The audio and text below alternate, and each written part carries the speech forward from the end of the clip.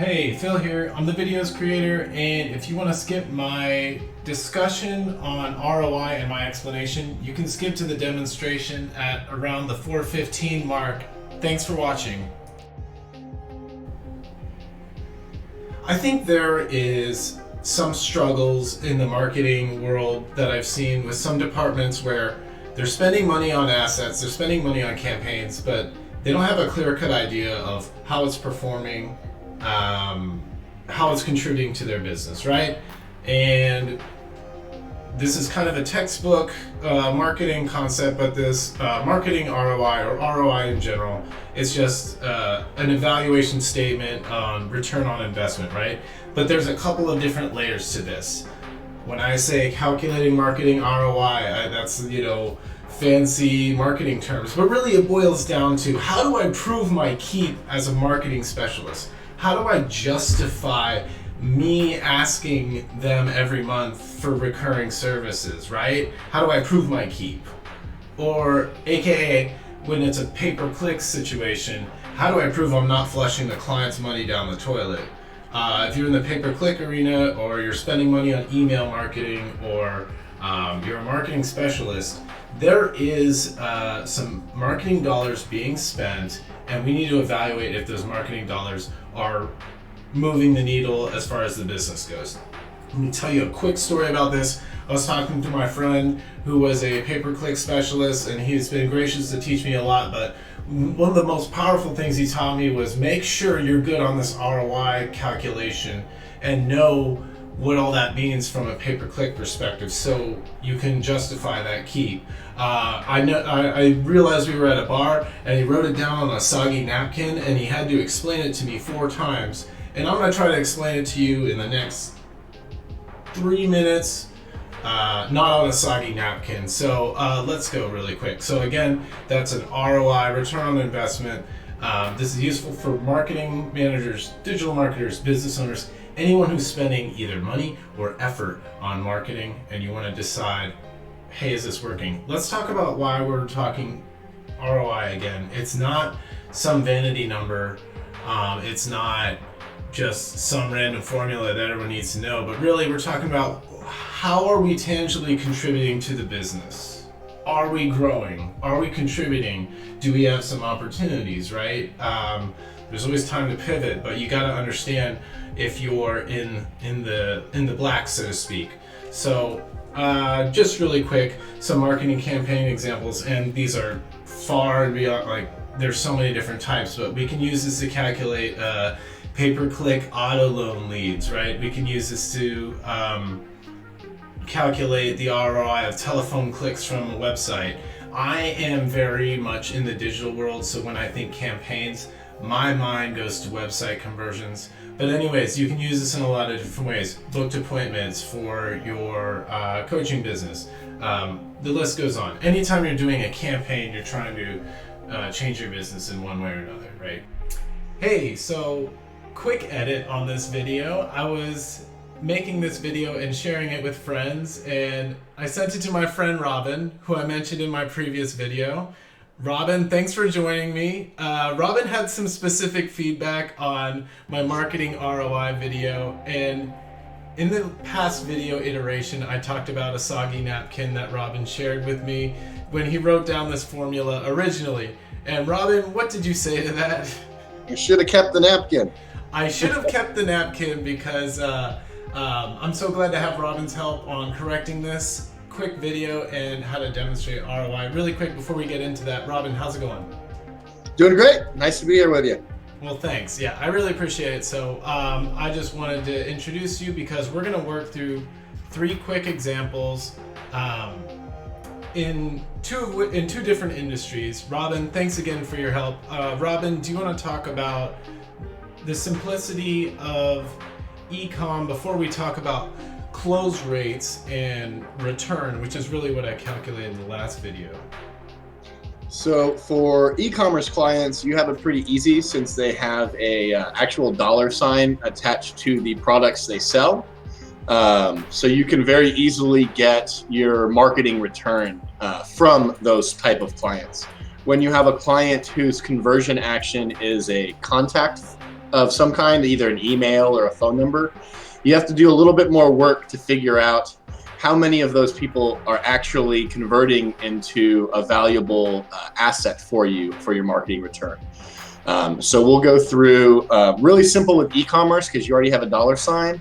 And then we'll, on our second and third example, we'll show you how to figure out how many times someone clicks on, for example, your phone number versus how many people actually end up becoming a client for your client or something along, becomes a valuable asset instead of just clicking it. Until they close. Awesome. So that's a little trickier. Let's run through this e-commerce, like you said. So Robin, you're a webmaster of an e-commerce site, and in the last quarter you had 5,000 in sales, and you spent 2,000 to get those sales, either through paid channels or in marketing budget overall. Mm-hmm. So you're going to take the sales minus the spend, overspend to calculate this ROI. And let me pan over and we're going to do the math on that. These are really fuzzy numbers. So 3,000 over 2,000. So you want to first make the money that you spent back. So that's what we're doing with the first formula. So we're subtracting our revenue, we're subtracting our spend from our revenue because we have to make that back first. So that's the first procedure in our formula. Awesome. That gives us that 3K. And then we put it over spend. Me and Robin made this super easy, but that's 150% return. So for every $1 that they put into this marketing machine, they were getting $1.50 out. Is that correct, Robin? Did we get that? Yes. If you have an ROI of 150%, that means for every dollar you put in, you get $1.50 back. All right. And just to recap, that's sales minus ad spend divided by spend. Super cool. And that's a little easier than the example that we're going to do below, right? So Robin, real quick, just touch on kind of this structure, and just to let everyone know, this is not just for law firms. We chose that example because there is a customer interaction, and this is kind of a lead generation plan because we have a close rate, right?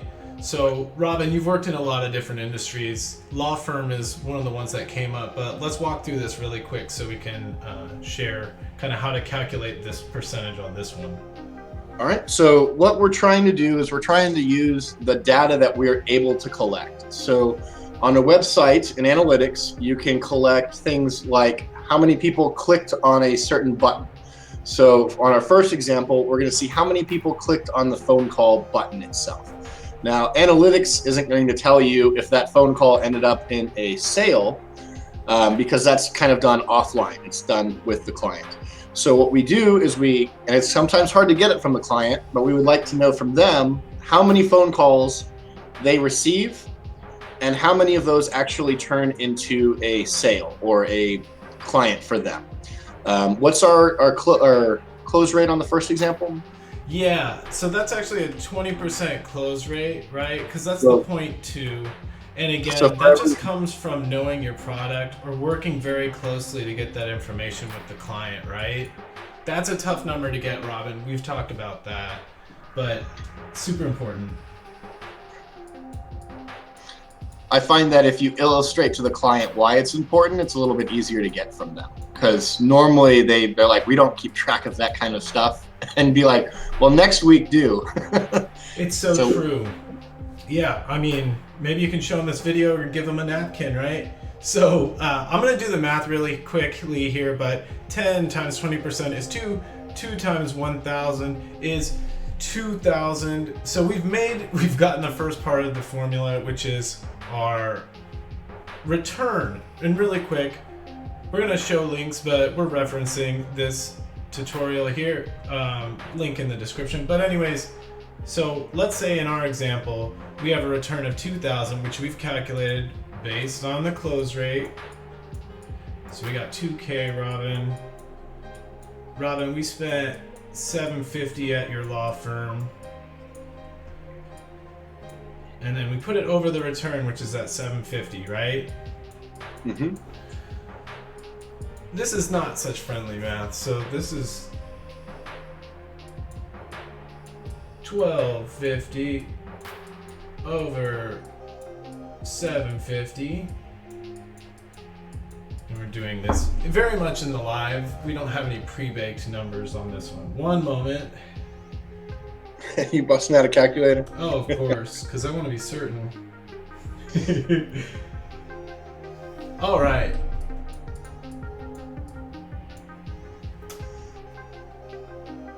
So 1.6 is our ROI. Robin, if we kind of think back to our e-commerce example, let's go back to that really quick. We had that 1.5, right? So now we're at 1.6, so 160% ROI. Awesome. Let's reduce that. Let's just reduce this, right? So, aha, right? 160%, assuming that our phone, it costs us $750, right? Which we talked about. So anyways, we're gonna do one more, and with a smaller close rate, right? So we had a 20% close rate. This is more of a contact form. This is our contact form. It's the same law firm, right? So we're gonna just do this math really quickly. 10 times 10% is 1, and our customer value stays the same because Robin is still our, oh my goodness, Robin is still our lawyer, and his average customer value is 1,000. Correct. Oh goodness. So we're illustrating different amounts of closing rates for phone calls versus form submissions. And then in this example, Robin, you didn't throw that many marketing dollars at this, comparatively. Correct. So 800 is our top number, right? Divided by $200. We don't need a calculator on that one. That's a 400%. So this was a cheap, in this example, Robin really figured out a cheap way to attract views relative to his customer value. Now, not all industries will have a high customer value. We use soft, fuzzy numbers, right? But I hope this has been enlightening as far as how to calculate marketing ROI formula, and all of this stuff is going to be in the description. But Robin, thanks so much for helping me with that particular formula. I really appreciate your help. But hopefully you can join us again for another video. Where can I find you, or where can people find you if they want to work with you or give you a shout? My website is firebrothersinc.com, or you can email me at robin@firebrothersinc.com. I do all kinds of SEO and SEM work. So yeah, send me an email if you're interested in talking with me. Awesome. Thank you so much. And thank you so much for watching. Everyone, have a good day. Bye-bye.